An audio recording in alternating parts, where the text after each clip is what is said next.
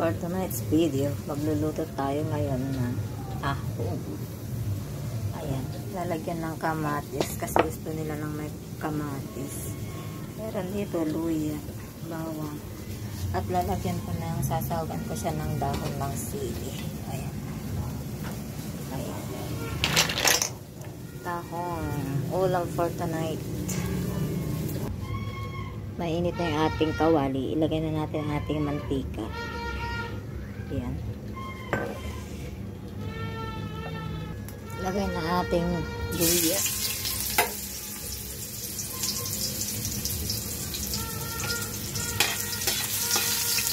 Papulain lang natin ng konti. Ating bawang.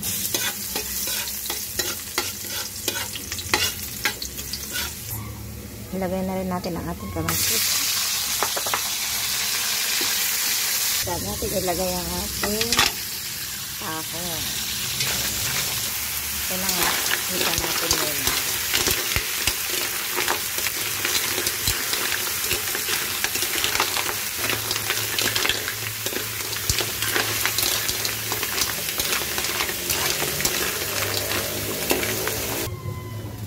Lagyan natin ng konting tubig.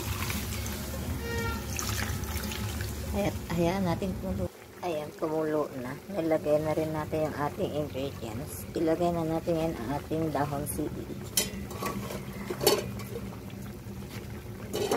Oh, yan, delicious. Oh, ang sarap. Diba? Takpan muna natin para maluto yung dahon. Sandali lang yan, luto na. Lagyan natin para. Ayan. Oh, sarap. Uy! Kain na tayo. Thanks for watching, guys. Bye-bye.